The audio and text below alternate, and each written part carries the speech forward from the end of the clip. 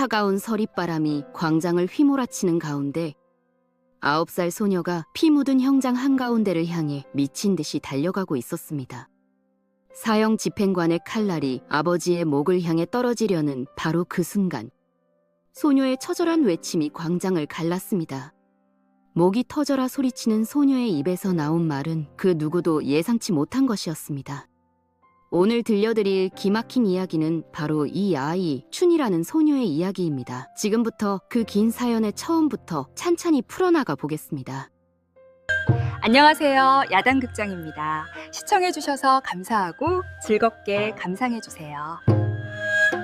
때는 조선 중기 나라의 전란의 상처가 아물어가던 무렵이었습니다. 경상도 안동지방의 한 작은 마을 어귀에 낙디 낡은 초가집 한 채가 바람에 흔들리고 있었는데 그 집에는 김씨 성을 가진 한 사내와 그의 어린 딸 춘희가 살고 있었습니다. 김씨는 본래 양반 가문의 후손이었으나 할아버지 대에 영모에 연루되어 가문이 풍비박산 난 뒤로 천민보다도 못한 신세로 전락한 사람이었는데 그 몰락의 과정은 참으로 처참했습니다.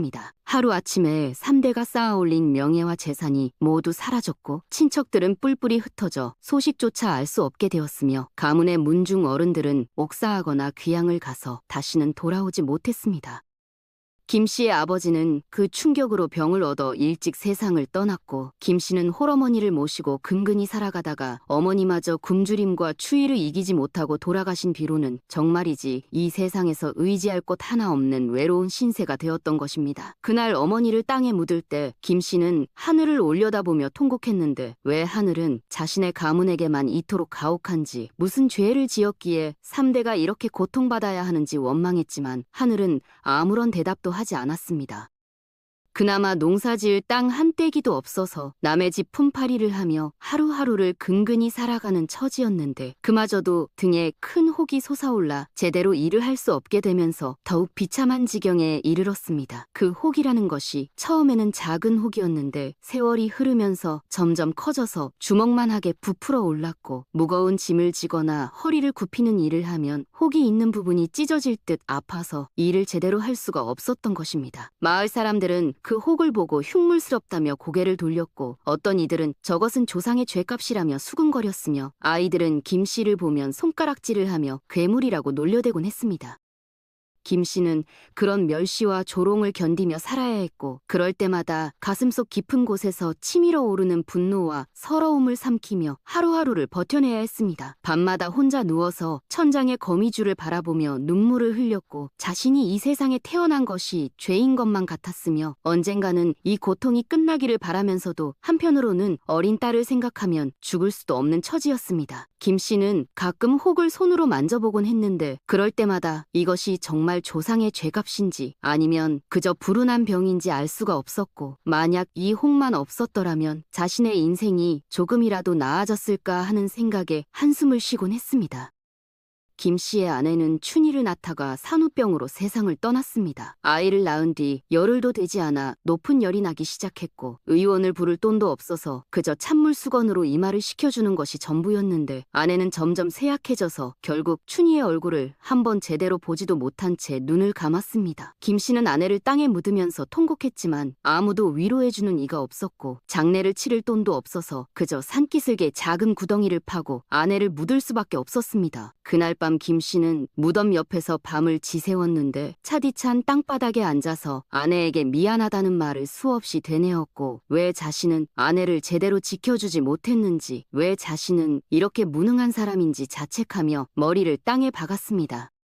김씨는 아내가 살아생전에 한 말을 기억했는데 아내는 춘이라는 이름을 지어주며 말했습니다. 이 아이가 봄처럼 따뜻하고 희망찬 삶을 살기를 바란다고 비록 우리는 불행하지만 이 아이만큼은 행복하게 살았으면 좋겠다고 말했던 것입니다. 김씨는 그 말을 떠올리며 다짐했습니다. 아내의 유언을 지키기 위해서라도 춘이만큼은 반드시 잘 키우겠다고 마음먹었습니다. 그 뒤로 김 씨는 홀로 어린 딸을 키워야 했는데 갓난 아기에게 먹일 젖이 없어서 쌀뜨물을 조금씩 입에 넣어주며 간신히 살려냈고, 춘희가 돌이 되기 전까지는 밤낮으로 아이가 죽을까봐 노심초사하며 지냈습니다. 추운 겨울밤에는 자신의 옷을 벗어 아이를 감싸주고 자신은 떨면서 밤을 지새우기도 했고, 먹을 것이 없을 때는 자신은 굶으면서도 아이에게만큼은 한 숟가락이라도 더 먹이려고 애썼습니다. 춘희는 6살 때부터 남의 집 부엌길을 거들며 하루에 밥 한 공기와 된장 한 숟가락을 얻어먹는 것으로 끼니를 때워야 했습니다. 그 작은 몸으로 물동이를 이고 십리길을 왕복하기도 하고 빨랫돌 앞에서 손이 터지도록 빨래를 해야 했는데, 겨울철에는 차디찬 개울물에 손을 담가야 해서 손등과 손가락 마디마다 동상이 걸려 피가 나고 살이 터지곤 했습니다. 춘희의 손은 6살 아이의 손이라고 믿기 어려울 만큼 거칠고 상처투성이었으며 손톱 밑에는 때가 끼고 손바닥에는 굳은 살이 박혀 있었습니다. 부잣집 마님들은 춘희를 보고 게으르다고 야단을 치기 일쑤였고, 일을 조금이라도 잘못하면 빗자루로 때리거나 밥을 주지 않는 벌을 내리곤 했습니다.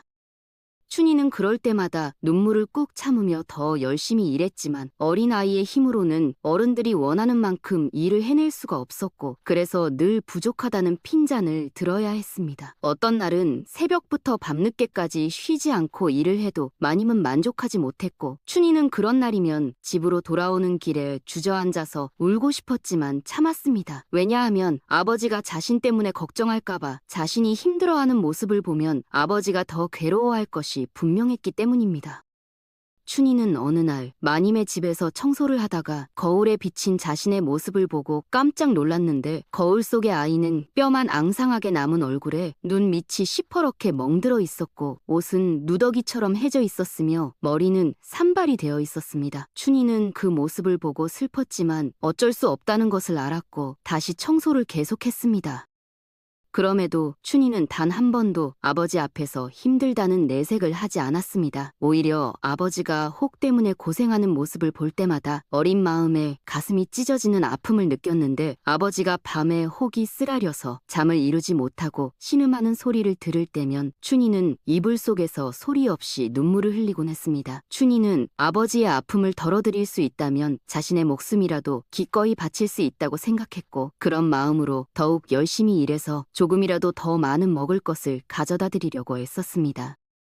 어떤 날은 자신이 얻어온 밥 한 공기를 아버지께 드리고 자신은 물만 마시고 잠자리에 들기도 했는데, 아버지가 왜 먹지 않느냐고 물으면 춘희는 배가 부르다고 거짓말을 하곤 했습니다. 사실은 배가 너무 고파서 잠을 이룰 수가 없었지만 춘희는 아버지가 조금이라도 더 드시기를 바라는 마음에 그렇게 말했던 것입니다. 그리고 밤중에 배가 고파서 잠을 깰 때면 물을 마시거나 풀을 씹으며 허기를 달랬고, 아침이 되면 아무 일도 없었다는 듯이 웃으며 아버지께 인사를 드렸습니다.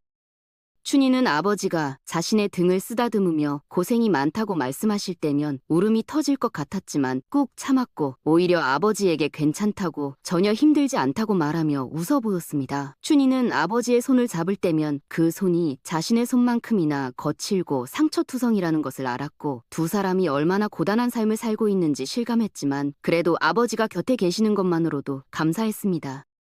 마을 사람들은 김씨 부녀를 보며 입방아를 찍곤 했습니다. 양반 가문의 후손이라지만 이제는 상놈보다도 못한 주제에 쓸데없는 자존심만 세우고 있다느니 저렇게 굶어 죽게 생긴 주제에 딸 하나는 제대로 시집이나 보낼 수 있을지 모르겠다느니 하는 험담이 끊이지 않았습니다. 특히 우물가에 모인 아낙네들은 김씨 부녀 이야기만 나오면 수근거리기 바빴는데, 어떤 이는 저 계집 아이가 커서 무슨 팔자로 시집을 가겠느냐며 혀를 찾고, 어떤 이는 역적의 후손이니 그 피가 어디 가겠느냐며 비아냥거렸으며, 또 어떤 이는 저런 흉물스러운 아비를 둔 것만으로도 불쌍한 것인데 하필 계집으로 태어나서 더 불쌍하다며 동정 아닌 동정을 했습니다.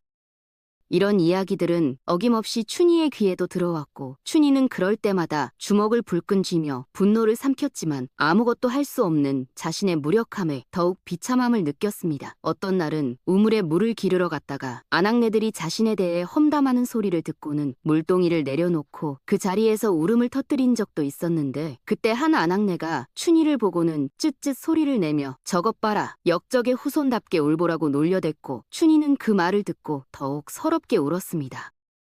춘희는 그날 물동이를 들고 집으로 돌아가면서 생각했습니다. 왜 사람들은 자신을 그렇게 미워하는지, 자신이 무슨 잘못을 했기에 이런 대우를 받아야 하는지 이해할 수가 없었습니다. 춘희는 자신이 태어난 것 자체가 죄라는 생각이 들었고, 차라리 태어나지 않았더라면 아버지도 자신 때문에 고생하지 않아도 되었을 거라는 생각에 자책했습니다.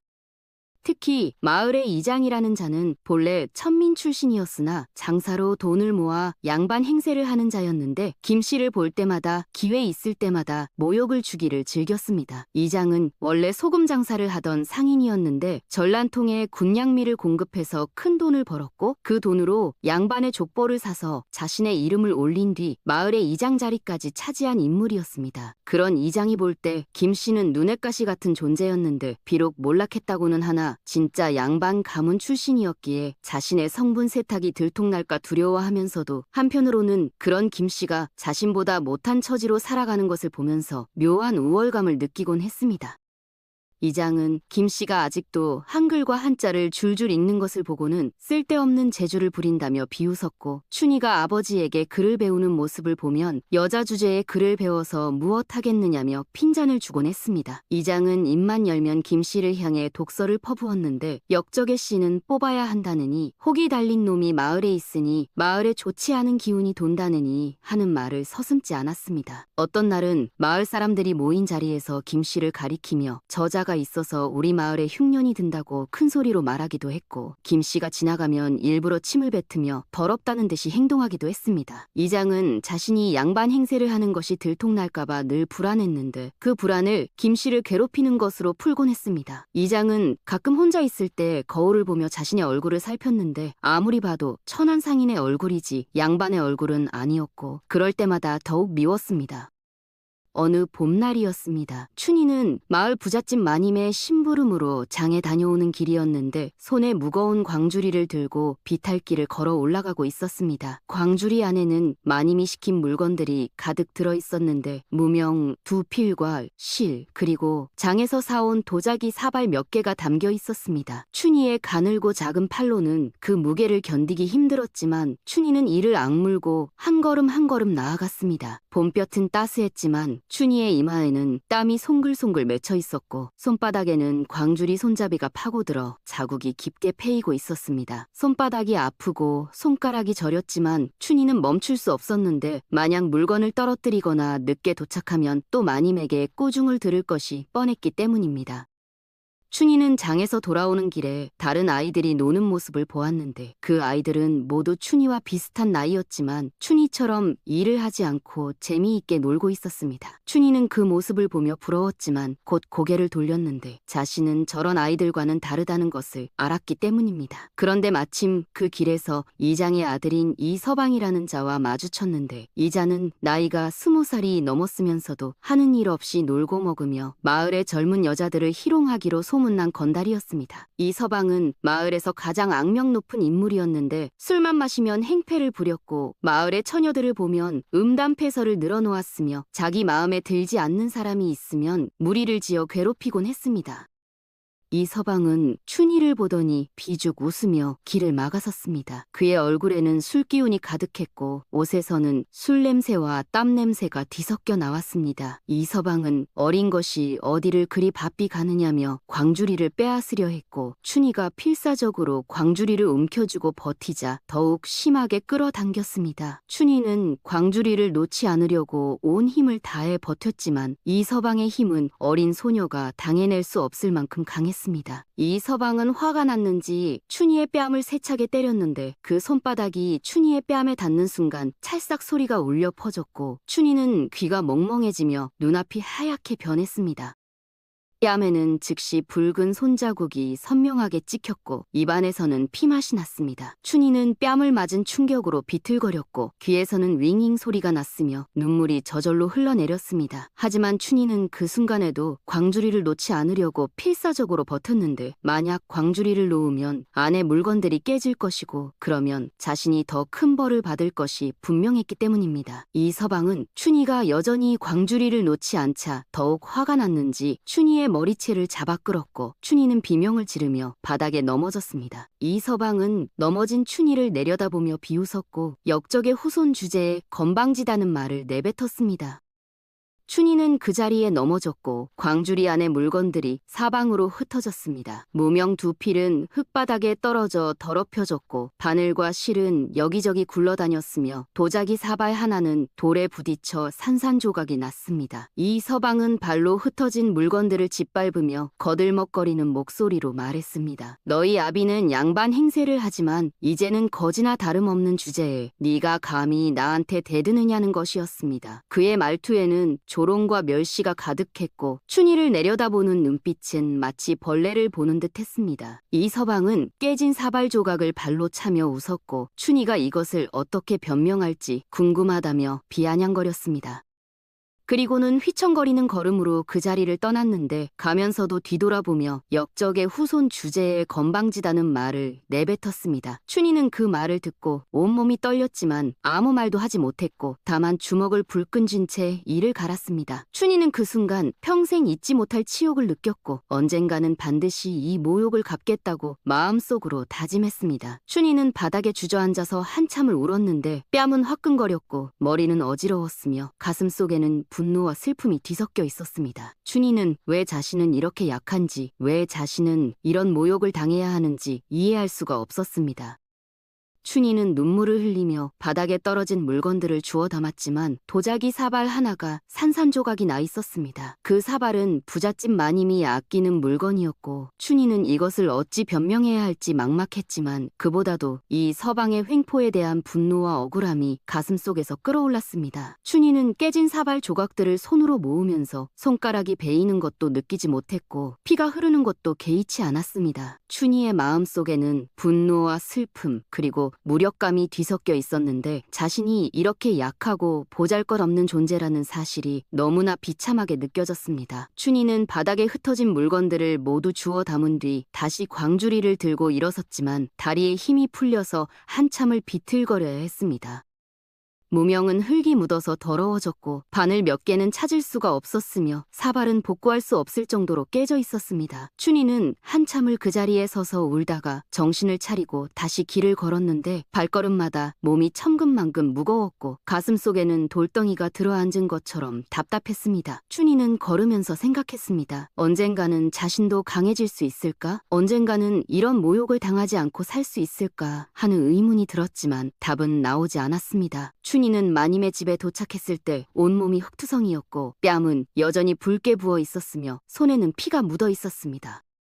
집으로 돌아온 춘희는 아버지에게 아무 말도 하지 않았습니다. 아버지가 알면 이 서방에게 찾아가 따질 것이고 그러면 이장의 권세 때문에 아버지만 더 큰 피해를 입을 것이 뻔했기 때문입니다. 춘희는 부잣집 마님에게 사발을 깨뜨린 것에 대해 용서를 빌었고 마님은 혀를 차며 쓸모없는 계집아이라고 욕을 퍼부은 뒤 한 달치 품삯을 깎아버렸습니다. 마님은 그 사발이 얼마나 귀한 것인지 아느냐며 소리를 질렀고 춘희 같은 것은 굶어 죽어도 그 사발값을 갚을 수 없을 것이라고 말했습니다. 춘희는 고개를 숙이고 그 모든 모욕을 참아야 했는데 입술을 깨물어 피가 날 정도로 분노를 삼켰지만 겉으로는 아무런 표정도 짓지 않았습니다. 춘희는 그날 밤 홀로 이불을 뒤집어 쓰고 소리 없이 울었는데 자신이 이렇게 무력하고 보잘것없는 존재라는 사실이 너무나 비참했고 아버지를 도와드리기는커녕 오히려 짐이 되는 자신이 미웠기 때문입니다. 춘희는 베개에 얼굴을 묻고 울면서 생각했습니다. 왜 자신은 이렇게 약한지, 왜 자신은 아무것도 할 수 없는지, 언제까지 이렇게 당하고만 살아야 하는지 자문했지만 답은 없었습니다. 춘희는 그날 밤 꿈을 꾸었는데 꿈속에서 춘희는 강해져서 이 서방을 혼내주고 있었고 마을 사람들은 춘희를 칭찬하고 있었으며 아버지는 행복하게 웃고 계셨습니다. 하지만 아침에 눈을 뜨자 그것은 꿈일 뿐이었고 현실은 여전히 냉혹했습니다. 그해 여름 마을에 큰 가뭄이 들었습니다. 하늘은 석 달 넘게 비 한 방울 내리지 않았고 논과 밭의 곡식들이 말라 죽어가기 시작했습니다. 보리는 이삭을 제대로 맺지 못한 채 누렇게 말라버렸고 벼는 모내기를 하지도 못한 채 모판에서 시들어갔으며 채소밭의 무와 배추는 잎이 바싹 말라서 손으로 만지면 부서질 지경이었습니다. 마을 사람들은 불안에 떨었고 우물의 물도 점점 줄어들어서 물을 기르려면 새벽같이 일어나야 했습니다. 노인들은 고개를 고개를 저으며 이런 가뭄은 태어나서 처음 본다고 말했고 젊은이들은 이러다가 모두 굶어 죽는 것 아니냐며 걱정했습니다. 마을의 샘물도 말라가기 시작했고 사람들은 먼 산속까지 물을 기르러 다녀야 했습니다. 농사를 짓지 못하게 된 농민들은 절망에 빠졌고 어떤 이들은 마을을 떠나 다른 곳으로 이주하기 시작했습니다. 이장은 마을 사람들을 모아놓고 기우제를 지내야 한다고 말했습니다. 그런데 이장이 내놓은 방법이 기가 막혔습니다. 옛날부터 내려오는 풍습에 따라 마을에서 가장 부정한 사람을 찾아내어 그를 마을 밖으로 내쫓아야 비가 온다는 것이었습니다. 이장은 마을 사람들 앞에서 느릿느릿 걸어다니며 말했습니다. 우리 마을에 부정한 자가 있어서 하늘이 노한 것이라고, 그 부정한 자를 찾아내어 내쫓지 않으면 우리 모두 굶어 죽을 것이라고 말했습니다. 그리고 이장은 김씨를 가리키며 말했습니다. 역적의 후손이자 혹이 달린 흉물스러운 몸을 가진 자가 이 마을에 있으니 하늘이 노한 것이라고, 김씨를 내쫓으면 비가 올 것이라고 주장했습니다. 이장의 손가락이 김씨를 가리키자 마을 사람들의 시선이 일제히 김씨에게 쏠렸고 김씨는 그 수많은 시선을 받으며 얼굴이 창백하게 변했습니다. 마을 사람들은 웅성거렸습니다. 평소에 김씨를 가엾게 여기던 사람들도 있었지만 가뭄이 계속되면 모두가 굶어 죽게 될 판이었기에 이장의 말에 점점 동조하기 시작했습니다. 김씨는 억울하다고, 자신은 아무런 잘못도 하지 않았다고 호소했습니다. 김씨는 떨리는 목소리로 말했습니다. 자신은 조상의 죄 때문에 고통받고 있지만 자신이 무슨 잘못을 했느냐고, 혹이 달렸다고 해서 하늘이 노할 이유가 있느냐고 항변했습니다. 하지만 아무도 들어주지 않았습니다. 오히려 일부 사람들은 김씨에게 돌을 던지기 시작했고 김씨는 피를 흘리며 쓰러졌습니다. 주먹만 한 돌이 김씨의 이마를 맞췄고 이마에서 피가 흘러내려 얼굴을 적셨습니다. 또 다른 돌이 어깨를 맞췄고 김씨는 비틀거리다가 무릎을 꿇었습니다. 춘희는 아버지를 감싸 안고 울부짖었지만 마을 사람들의 분노는 점점 더 거세졌고 급기야 김씨의 집에 불을 지르겠다는 소리까지 나왔습니다. 누군가는 저 집을 태워버리면 하늘의 노여움이 풀릴 것이라고 외쳤고 또 누군가는 저 부녀를 당장 마을 밖으로 내쫓아야 한다고 소리쳤습니다. 춘희는 아버지를 감싸며 사람들에게 애원했습니다. 아버지는 아무 잘못도 하지 않으셨다고, 제발 돌을 던지지 말아달라고 울며 외쳤지만 아무도 듣지 않았습니다. 그날 밤 춘희는 아버지를 부축하여 마을을 빠져나갔습니다. 피투성이가 된 아버지는 정신이 희미한 상태였고 춘희는 아버지를 업고 산길을 헤맸습니다. 달빛도 없는 캄캄한 밤이었고 산속은 온갖 벌레 소리와 짐승 울음소리로 가득했지만 춘희는 두려워할 겨를이 없었습니다. 6살 소녀의 힘으로 어른을 업는 것은 불가능에 가까웠지만 춘희는 이를 악물고 한 발 한 발 나아갔습니다. 발바닥에서 피가 나고 온몸이 땀으로 흠뻑 젖었지만 춘희는 멈추지 않았습니다. 아버지의 몸무게에 춘희의 가느다란 다리는 후들거렸고 허리는 부러질 듯 아팠지만 춘희는 쓰러지지 않았습니다. 가끔 아버지가 신음소리를 내면 춘희는 아버지를 내려놓고 물을 찾아 헤맸고 개울물을 손으로 떠서 아버지의 입에 넣어드렸습니다. 새벽년이 되어서야 춘희는 한 폐가를 발견했고 그곳에서 아버지를 누인 뒤 근처 개울에서 물을 떠다가 아버지의 상처를 닦아주었습니다. 춘희는 옷자락을 찔러서 물에 적셔 아버지의 상처를 조심스럽게 닦았고 피가 계속 나는 곳은 천으로 꽁꽁 묶어서 지혈을 했습니다. 춘희는 밤새 아버지 곁을 지켰는데 아버지의 숨소리를 듣기 위해 귀를 아버지의 입 가까이 대고 있었고 혹시라도 아버지가 숨을 거두실까봐 한시도 눈을지 못했습니다. 춘희는 아버지의 손을 잡고 말했습니다. 아버지, 제발 살아계셔야 합니다. 아버지 없이는 저도 살 수 없습니다. 제발 깨어나십시오. 춘희는 그렇게 밤새 아버지에게 말을 걸었고 아버지의 손을 놓지 않았습니다. 사흘 뒤 김씨는 정신을 차렸습니다. 눈을 뜬 김씨가 가장 먼저 본 것은 자신을 내려다보고 있는 딸의 얼굴이었는데 춘희의 얼굴은 핏기 하나 없이 창백했고 눈 밑에는 시퍼런 그늘이 져 있었습니다. 그리고 딸의 손을 잡으며 눈물을 흘렸습니다. 김씨는 떨리는 목소리로 말했습니다. 미안하다고, 아버지 때문에 네가 이런 고생을 한다고, 차라리 자신이 없는 게 나을 것 같다고 말했습니다. 김씨의 목소리에는 깊은 자책감과 절망이 묻어 있었고 그는 자신이 딸에게 진이 될 뿐이라는 생각에 괴로워했습니다. 춘희는 아버지의 입을 막으며 말했습니다. 아버지가 안 계시면 자신은 이 세상에서 혼자라고, 아버지만 있으면 자신은 무엇이든 할 수 있다고 말입니다. 춘희의 눈에는 눈물이 가득했지만 목소리만큼은 단호했고 그 어린 소녀의 눈빛에는 세상 무엇과도 바꿀 수 없는 결연한 의지가 담겨 있었습니다. 김씨는 딸을 꼭 껴안았고 그 순간 마음속으로 다짐했습니다. 이 아이만큼은 반드시 제대로 된 사람으로 키워내겠다고. 비록 자신은 초라한 신세지만 이 아이에게만큼은 세상을 당당히 살아갈 수 있는 힘을 물려주겠다고 결심했습니다. 김씨는 춘희의 머리를 쓰다듬으며 말했습니다. 춘아, 아버지가 너에게 줄 수 있는 것은 학문밖에 없구나. 하지만 학문은 누구도 빼앗을 수 없는 너의 것이 될 것이다. 아버지가 너에게 글을 가르쳐주마. 그 글로 세상을 살아가거라. 춘희는 고개를 끄덕였습니다. 그 뒤로 김씨는 춘희에게 글을 가르치기 시작했습니다. 낮에는 춘희가 품팔이를 나가고 김씨는 산에서 나물과 약초를 캐어 팔아서 근근히 생계를 이어갔지만 밤이 되면 둘은 촛불 아래 마주 앉아 글 공부를 했습니다. 김씨는 비록 몸은 초라했지만 학문만큼은 뛰어난 사람이었고 경정과 역사책, 법률서까지 두루 섭렵한 학자였습니다. 김씨가 젊었을 때는 과거 시험에 장원급제할 것이라는 기대를 한몸에 받았던 수재였는데 가문이 몰락하면서 그 모든 꿈이 물거품 이 되었지만 학문에 대한 열정만큼은 여전했습니다. 춘희는 아버지에게서 천자문부터 시작하여 사서삼경을 배웠고 특히 법률과 관련된 서적들을 탐독했습니다.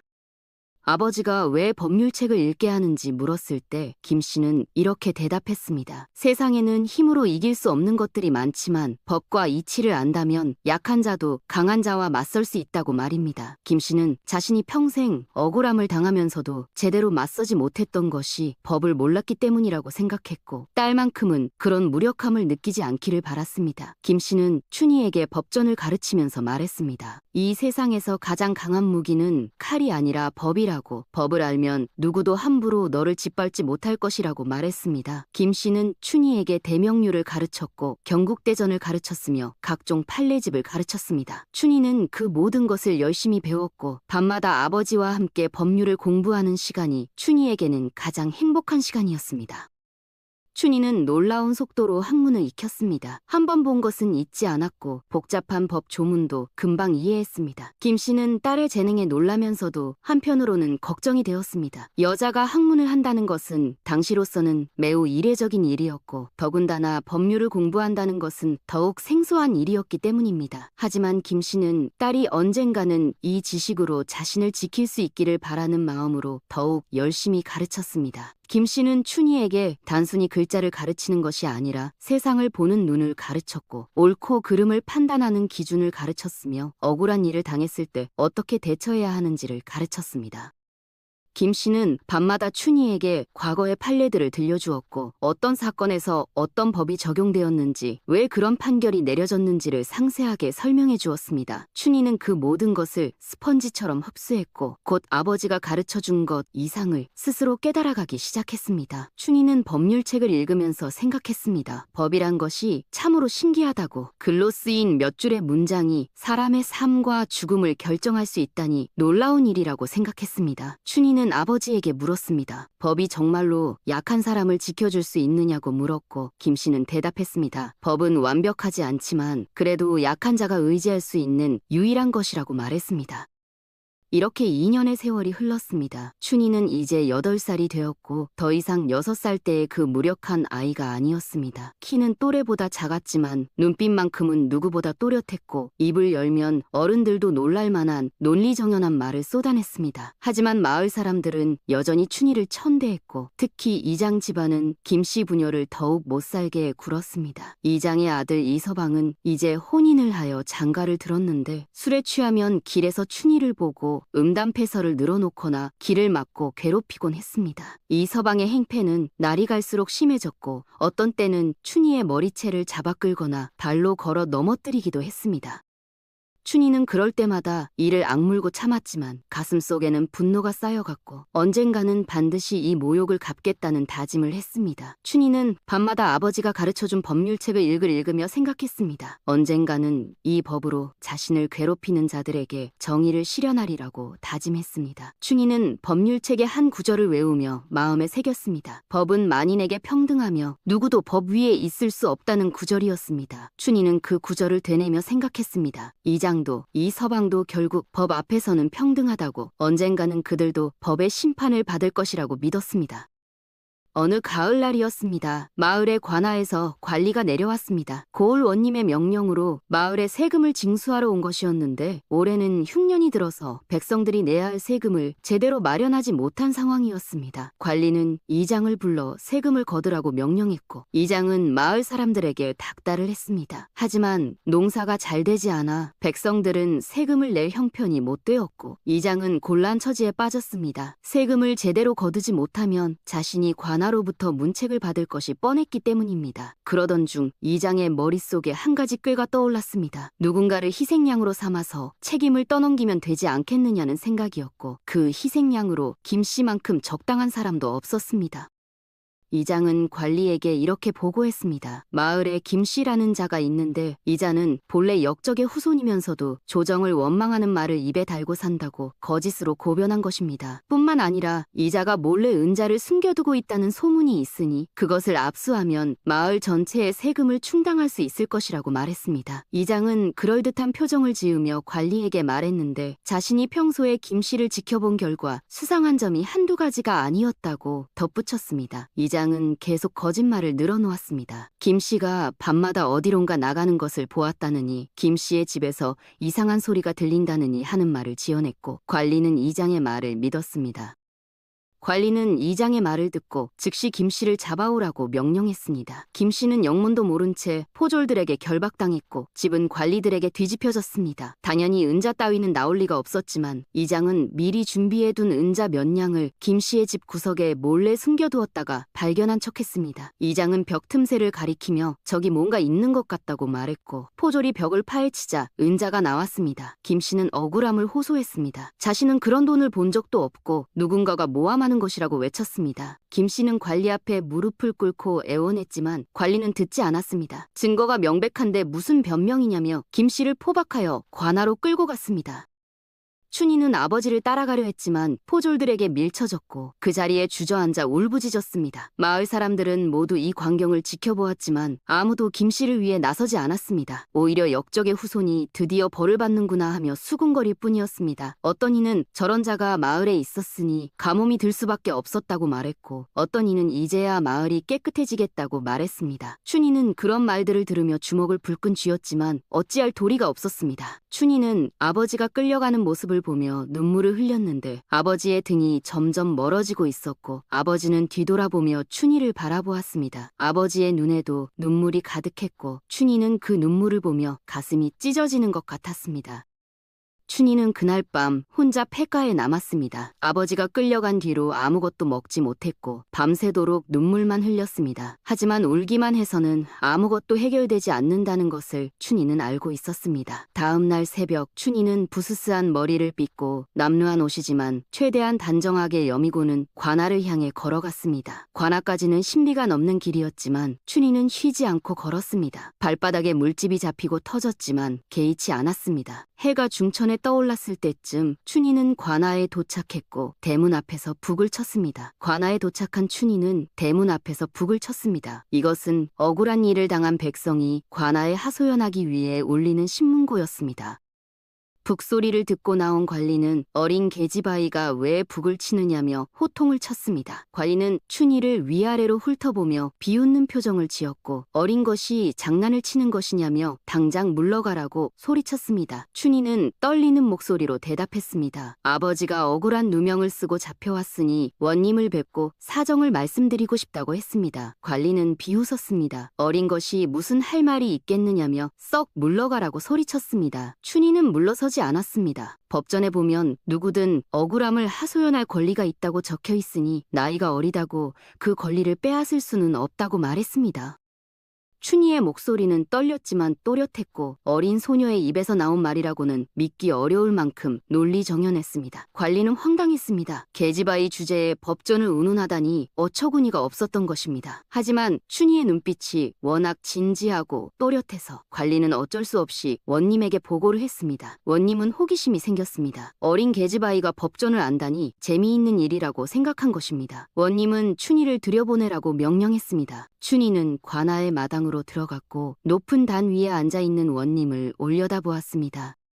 원님은 60이 넘은 노인이었는데 얼굴에 주름이 가득했지만 눈빛만큼은 날카로웠습니다. 원님의 옆에는 서기가 앉아 있었고 양옆에는 형틀과 곤장이 놓여 있었으며 포졸들이 늘어서 있었습니다. 춘희는 그 광경을 보고 두려웠지만 고개를 들고 원님을 바라보았습니다. 원님이 물었습니다. 네가 김씨의 딸이냐고, 무슨 할 말이 있어서 신문고를 올렸느냐고 물었습니다. 춘희는 차분하게 대답했습니다. 아버지는 억울하게 누명을 쓰셨다고. 집에서 나온 은자는 아버지 것이 아니라 누군가가 모함하기 위해 몰래 숨겨둔 것이라고 말했습니다. 원님은 코웃음을 쳤습니다. 증거가 분명한데 무슨 소리냐며. 내 아버지는 역적의 후손이라 평소 조정을 원망했고 세금을 내지 않으려고 은자를 숨겼다고 말했습니다. 춘희는 반박했습니다. 아버지는 역적의 후손이 맞지만 아버지 본인은 아무런 죄를 짓지 않았고 조정을 원망한 적도 없으며 오히려 충성스러운 백성이라고 말했습니다. 춘희는 법전의 구절을 인용하며 말했습니다. 대명률에 보면 조상의 죄는 3대까지만 미친다고 되어 있는데 아버지는 이미 4대가 지났으니 조상의 죄로 벌을 받을 이유가 없다고 주장했습니다. 원님이 물었습니다. 그럼 은자는 어떻게 설명하겠느냐고. 네 아버지 집에서 나온 것이 명백한데 어찌 내 아버지 것이 아니라고 할 수 있느냐고 다그쳤습니다. 춘희는 침착하게 대답했습니다. 아버지는 품팔이로 겨우 끼니를 이어가는 형편인데 어떻게 은자 몇 냥을 가질 수 있겠느냐고. 만약 그런 돈이 있었다면 진작에 쌀을 사서 먹었을 것이라고 말했습니다. 또한 누군가가 아버지를 모함하기 위해 은자를 몰래 갖다 놓은 것이 분명하니 그 사람을 찾아내야 한다고 주장했습니다. 춘희는 계속해서 말했습니다. 아버지의 집은 사람들이 자주 드나들 수 없는 외딴 곳에 있는데 누군가가 집에 들어가서 벽 틈에 은자를 숨기려면 상당한 시간이 필요하다고, 그리고 그 시간 동안 들키지 않으려면 미리 계획을 세워야 한다고 말했습니다. 원님은 흥미로웠습니다. 어린 계집아이의 말이 일리가 있었기 때문입니다. 원님은 누가 내 아버지를 모함했다고 생각하느냐고 물었습니다. 춘희는 주저없이 대답했습니다. 마을의 이장이라고. 이장은 평소에 아버지를 못살게 굴었고 이번에 세금을 거두지 못해 곤란한 처지가 되자 아버지를 희생양으로 삼은 것이라고 말했습니다. 원님은 고개를 끄덕였습니다. 그렇다면 증거가 있느냐고 물었습니다. 춘희는 당황했습니다. 증거라는 것은 당장 내놓을 수 없었기 때문입니다. 하지만 춘희는 포기하지 않았습니다. 춘희는 원님에게 청을 올렸습니다. 자신에게 사흘만 시간을 주시면 증거를 찾아내겠다고 말했습니다. 원님은 잠시 생각하다가 허락했습니다. 하지만 사흘 안에 증거를 찾지 못하면 네 아버지는 형을 받을 것이라고 경고했습니다.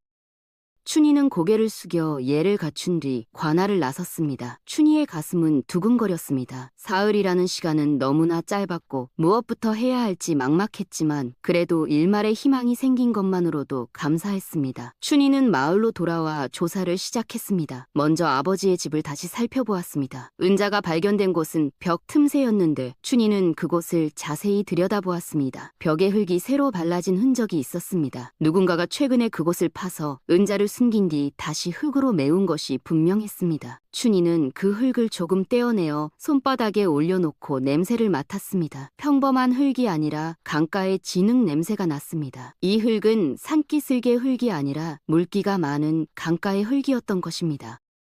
춘희는 마을의 강가로 달려갔습니다. 강가에는 여러 집들이 있었는데 그 중에서도 이장의 집이 강에서 가장 가까웠습니다. 춘희는 이장의 집 근처를 살피다가 한 가지 이상한 점을 발견했습니다. 이장의 집 뒤편에 있는 창고 벽에서 흙이 파인 자국이 있었고 그 흙의 색깔과 질감이 아버지의 집 벽에 발라진 흙과 똑같았습니다. 춘희는 그 흙을 조금 채취하여 품속에 넣었습니다. 하지만 이것만으로는 부족했습니다. 이장이 직접 아버지의 집에 들어가서 은자를 숨긴 것을 증명해야 했습니다.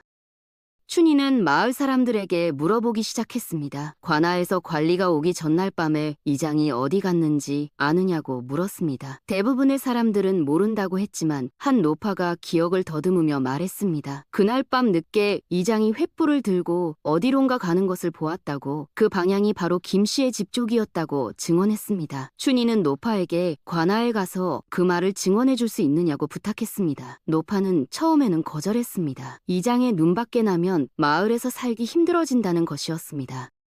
춘희는 노파에게 애원했습니다. 춘희는 노파의 손을 붙잡고 눈물을 흘리며 말했습니다. 아버지는 평생 남에게 해를 끼친 적 없는 분이라고, 억울하게 죽으면 하늘도 울 것이라고 말했습니다. 노파는 춘희의 눈물을 보고 마음이 움직였습니다. 사실 노파도 예전에 김씨에게 은혜를 입은 적이 있었습니다. 노파의 손자가 병들었을 때 김씨가 산에서 약초를 캐다가 무료로 나눠준 일이 있었던 것입니다. 노파는 한숨을 쉬며 말했습니다. 알았으니 관아에 가서 증언을 하겠다고, 대신 이장이 보복하더라도 원망하지 말라고 말했습니다.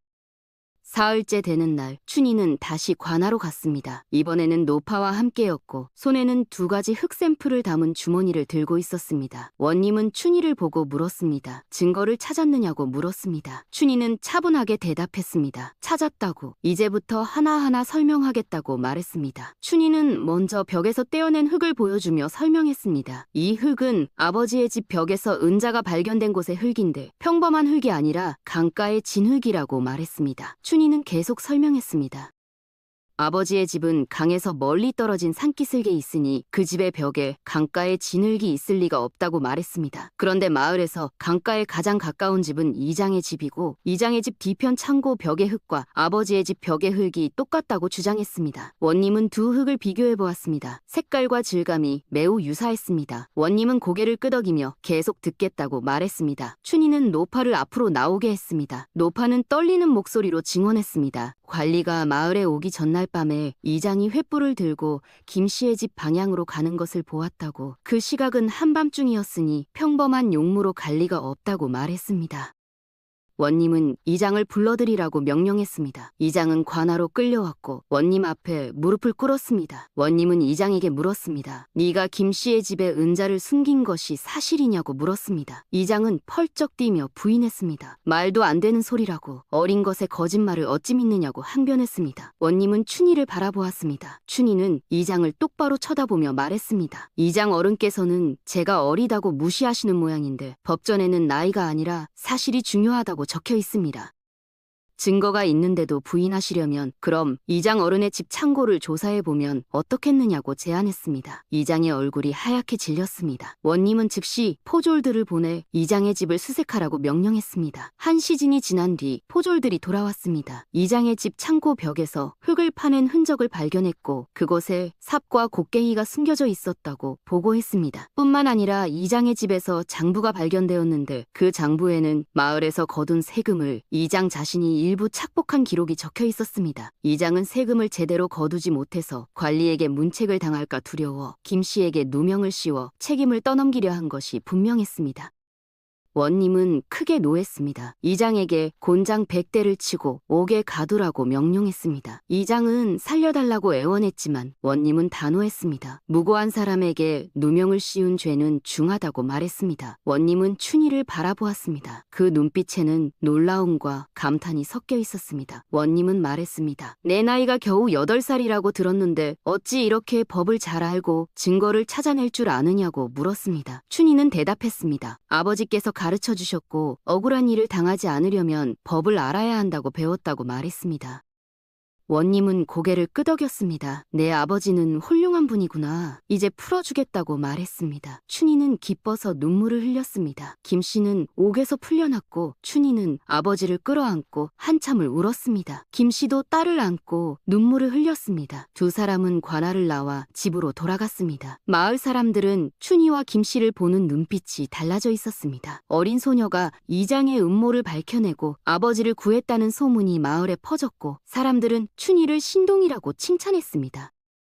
그러나 이야기는 여기서 끝나지 않았습니다. 며칠 뒤 이장의 아들인 이서방이 복수를 꾀하기 시작했습니다. 이서방은 아버지가 춘희 때문에 곤장을 맞고 옥에 갇혔다고 생각했고 춘희에게 안갚음을 하려고 마음먹었습니다. 어느 날 밤 이서방은 술에 취한 채로 김씨의 집을 찾아왔습니다. 김씨는 집에 없었고 춘희만 혼자 있었습니다. 이서방은 문을 발로 차며 소리쳤습니다. 계집아이 주제에 어른을 고발한 죄를 받아야 한다고 나와서 벌을 받으라고 고함을 질렀습니다.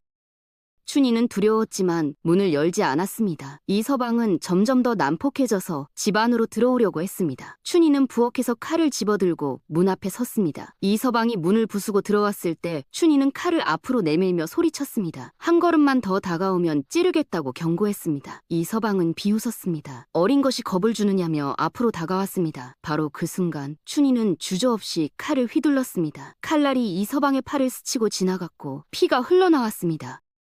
이서방은 비명을 지르며 뒤로 물러났습니다. 자신의 팔에서 피가 나는 것을 보고 경악했습니다. 춘희는 다시 한번 경고했습니다. 다시는 이 집에 발을 들이지 말라고, 다음번에는 팔이 아니라 목을 노릴 것이라고 말했습니다. 이서방은 겁을 먹고 도망쳤습니다. 춘희는 그제야 칼을 내려놓고 주저앉았습니다. 온몸이 떨렸지만 자신을 지켜냈다는 안도감이 밀려왔습니다. 하지만 다음날 더 큰 문제가 발생했습니다. 이서방은 관아에 춘희를 고발했습니다. 자신은 단지 김 씨에게 인사를 하러 갔을 뿐인데 춘희가 갑자기 칼로 자신을 공격했다고 거짓 진술을 한 것입니다. 원님은 춘희를 다시 불러들였습니다. 원님은 난처한 표정을 지었습니다. 비록 춘희가 아버지를 구한 공이 있지만 사람을 칼로 상해한 것은 분명한 죄였기 때문입니다. 원님은 춘희에게 물었습니다. 네가 정말로 이서방을 칼로 찔렀느냐고 물었습니다. 춘희는 대답했습니다. 그렇다고, 하지만 정당방위였다고 주장했습니다. 이서방이 술에 취해 집에 난입했고 자신을 해치려 했기 때문에 어쩔 수 없이 칼을 휘둘렀다고 설명했습니다. 이서방은 반박했습니다. 거짓말이라고, 자신은 단지 문 앞에서 큰 소리로 이야기를 했을 뿐인데 춘희가 먼저 칼을 들고 나와서 자신을 공격했다고 주장했습니다. 원님은 고민에 빠졌습니다. 누구의 말이 진실인지 판단하기 어려웠기 때문입니다. 춘희는 조용히 말했습니다. 원님께 여쭙겠는데 만약 제가 먼저 이서방을 공격할 생각이었다면 왜 집안에 있었겠습니까? 제가 정말로 해칠 생각이었다면 밖으로 나가서 기습했을 것입니다. 하지만 저는 집 안에 있었고 이서방이 문을 부수고 들어왔습니다. 이것은 제가 도망치려 했다는 증거이며 어쩔 수 없이 자신을 방어한 것일 뿐입니다. 원님은 고개를 끄덕였습니다. 일리가 있는 말이었습니다. 원님은 이서방에게 물었습니다. 네가 정말로 문을 부수고 들어간 것이 아니냐고 물었습니다. 이서방은 당황하며 변명했습니다. 문이 열려 있어서 그냥 들어갔다고 말했습니다. 하지만 원님은 포졸을 보내 김 씨의 집 문을 조사하게 했고 포졸은 문이 안쪽으로 부서진 흔적이 있다고 보고했습니다. 이것은 이서방이 밖에서 문을 부수고 들어갔다는 증거였습니다. 원님은 이서방을 꾸짖었습니다. 거짓 진술을 했으니 벌을 받아야 한다고 말했습니다. 이서방은 변명하려 했지만 원님은 듣지 않았습니다. 원님은 이서방에겐 곤장 30대를 치라고 명령했고 춘희에게는 무죄를 선고했습니다. 하지만 이 사건은 또 다른 비극의 시작이었습니다. 얼마 뒤 이장이 옥에서 죽은 채로 발견되었습니다. 관아에서는 자살로 처리했지만 이서방은 아버지의 죽음을 춘희 탓으로 돌렸습니다. 이서방은 복수를 다짐했고 이번에는 직접 손을 쓰지 않고 다른 방법을 택했습니다. 이서방은 고을에서 악명 높은 무례배들을 매수했습니다. 그들에게 돈을 주고 김 씨를 해치라고 사주한 것입니다. 어느 날 저녁 김 씨가 산에서 약초를 캐고 돌아오는 길에 무례배들이 나타났습니다. 그들은 김 씨를 둘러싸고 폭행을 가했습니다. 김 씨는 저항했지만 상대가 되지 않았습니다. 무례배들은 김 씨를 땅에 쓰러뜨리고 발로 차기 시작했습니다. 김 씨는 피를 토하며 쓰러졌습니다.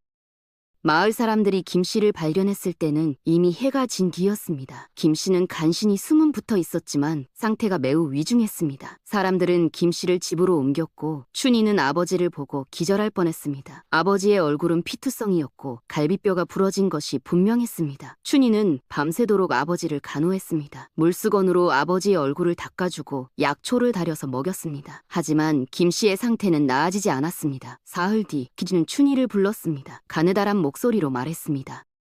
춘아, 아버지는 이제 오래 버티지 못할 것 같다고, 너만 남겨두고 가게 되어 미안하다고 말했습니다. 춘희는 울면서 아버지의 손을 붙잡았습니다. 그런 말씀 하지 마시라고, 아버지는 반드시 나으실 거라고 말했습니다. 하지만 김 씨는 고개를 저었습니다. 김 씨는 춘희에게 당부했습니다. 네가 배운 것을 잊지 말고 세상을 살아가며 억울한 사람들을 도와주라고, 네가 겪은 고통을 다른 사람들은 겪지 않게 해달라고 부탁했습니다. 춘희는 눈물을 흘리며 고개를 끄덕였습니다. 아버지의 말씀을 평생 잊지 않겠다고 약속했습니다. 김 씨는 마지막으로 미소를 지었습니다. 그리고 천천히 눈을 감았습니다.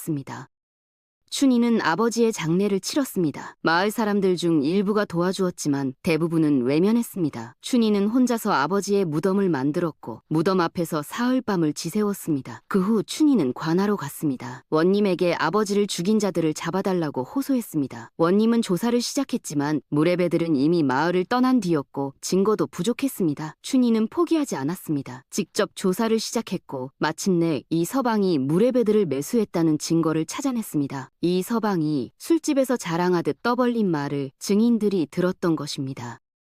춘희는 증인들을 데리고 다시 관하로 갔고 원님은 이 서방을 잡아들였습니다. 재판이 열렸습니다. 증인들의 증언이 이어졌고 결국 이 서방은 자백했습니다. 원님은 이 서방에게 사형을 선고했습니다. 사형 집행일이 정해졌고 바로 이야기의 처음으로 돌아가는 그날이었습니다. 형장에 사람들이 모였습니다. 이 서방이 형틀에 묶여 있었고 사형 집행관이 칼을 들어올렸습니다. 칼날이 내려오려는 순간 춘희가 달려들었습니다. 춘희는 소리쳤습니다. 기다려주십시오. 사람들은 놀라 춘희를 바라보았습니다. 춘희는 울먹이며 말했습니다. 이 사람이 아버지를 죽였지만 아버지를 정말로 죽인 것은 이 불공평한 세상이라고. 약한 자는 언제나 억울함을 당하고 강한 자는 벌을 받지 않는 이 세상이 아버지를 죽인 것이라고 외쳤습니다. 춘희는 계속 말했습니다. 이 사람의 목을 베는 것으로는 부족하다고. 진정으로 바뀌어야 하는 것은 법이라고 주장했습니다. 춘희는 원님을 향해 말했습니다. 법이 약한 자를 지키지 못한다면 무슨 소용이 있느냐고. 억울한 사람들을 구하지 못하는 법은 법이 아니라고 외쳤습니다. 원님은 춘희의 말에 크게 감동했습니다. 그리고 춘희에게 물었습니다. 그렇다면 네가 생각하는 올바른 법은 무엇이냐고 물었습니다. 춘희는 대답했습니다. 모든 사람이 평등하게 대우받고 약한 자도 강한 자와 똑같이 법의 보호를 받을 수 있는 법이라고 말했습니다. 원님은 고개를 끄덕였습니다. 그리고 춘희에게 약속했습니다. 네 말을 조정에 전하겠다고 법을 바꾸기 위해 노력하겠다고 말했습니다. 이 서방의 사형은 집행되었습니다. 춘희는 아버지의 무덤 앞에 무릎을 꿇고 말했습니다. 아버지, 원수를 갚았습니다. 하지만 이것으로 끝이 아닙니다. 저는 아버지의 유언을 지키겠습니다. 억울한 사람들을 돕고 세상을 바꾸겠습니다. 그 후 춘희는 원님의 추천으로 한양으로 갔습니다. 한양에서 춘희는 법을 더 깊이 공부했고 억울한 사람들을 돕는 일을 시작했습니다. 춘희의 명성은 점점 높아졌고 마침내 임금의 귀에까지 들어갔습니다. 임금은 춘희를 궁궐로 불러들였고 춘희의 이야기를 듣고 감동했습니다. 임금은 춘희에게 특별한 직책을 내렸고 춘희는 조정에서 법률 개혁을 주도하게 되었습니다. 춘희는 평생을 억울한 사람들을 돕는 일에 헌신했고 많은 법을 바꿨습니다. 춘희의 이야기는 후세에 전해져 오늘날까지도 사람들에게 용기와 희망을 주고 있습니다. 이것이 바로 아버지를 구한 효녀 춘희의 이야기입니다.